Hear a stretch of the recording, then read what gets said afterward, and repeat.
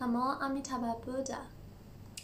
So lately I received a few questions from some people online about Nianfo. So here I will answer them. First is someone says she has this amulet of the green Tara and she asked if she could also call for the help on the green Tara. Would that be contradict with chanting the name of Amitabha Buddha? So first of all, Amitabha Buddha does not exclude anything or anyone. My feeling is that if you feel you have a deep connection with a deity or a bodhisattva or a Buddha or some other ascended beings, I feel you could also call for their help. But just know that the name of Amitabha Buddha already encompasses all the infinite merits. So when you are chanting the name of Amitabha Buddha, it's like you are calling all the names of the Buddhas and Bodhisattvas. So in the sutra, it says Amitabha Buddha is known as the king of all Buddhas, and Amitabha Buddha's merits are so infinite. So when we actually call his name, we are calling all the Buddhas and all the Bodhisattvas from all different directions.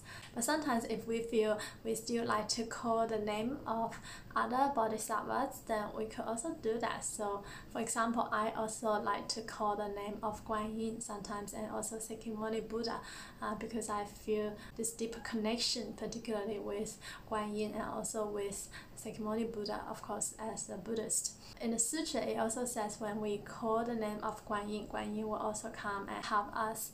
And Guan Yin is also the student and the disciple of Amitabha Buddha. If we see a Guan Yin statue, we'll see that on top of her head there is the statue of Amitabha Buddha. So actually, if we call the name of Amitabha Buddha, it's also like we're calling Guan Yin too. But yes, if we have personal preference that we feel closer connection to other bodhisattvas and Buddhas, yes, we can call their name. But just be assured that by calling the name of Amitabha Buddha, you're already calling all of them. However, if you practice Nianfo for the purpose of seeking rebirth, I think that it's the purpose of a lot of Pure Land practitioners is we actually want to seek rebirth to Amitabha Buddha's Pure Land. Then it's also better to do it one-heartedly and to make this as your main practice. So even occasionally I chant the name of Guan Yin and Sakyamuni Buddha, but still chanting the name of Amitabha Buddha is my main practice, because we need to carry out this practice regularly as possible. Because to gain rebirth to the Pure Land, 3 criteria need to be satisfied. First is to have deep faith, and second is to wish to gain rebirth, and the third is to practice Amitabha recitation as regularly as possible. So that is why this is actually my main practice. And if you're serious about seeking rebirth, then you should also make this as your main practice, to be one-hearted and to be dedicated into this practice, so we can ensure that we will be able to seek rebirth to the Pure Land successfully at the time of death, to liberate from all sufferings in life. And another question I received is, if someone is in meditation, they said from the Tibetan tradition, when they chant Amitabha Buddha, they will imagine the Amitabha Buddha on top of them. Although I'm not so familiar with the Tibetan Buddhism, but with this visualization, if this helps in your Amitabha chanting, then I don't see why you can't use this. I feel maybe they are practicing like the Guan Yin, because with Guan Yin, the head of Guan Yin is also Amitabha Buddha. It's probably a bit like that, because I know the Tibetan Buddhism focus a lot on the Guan Yin, like the Om Mani Padme Hum is also the Guan Yin mantra. So yes, if it helps in your practice, then do it. And most importantly is that it keeps us motivated to practice Amitabha Buddha, and also to help us deepen our belief in Amitabha Buddha in seeking rebirth to the Pure Land. And another question I receive is, so this person says, if she focused too much on Amitabha chanting, I think she said for the whole day, then her mind becomes tired and tense. So If you feel tired, then you don't need to focus so much on the name, especially if you're doing other things.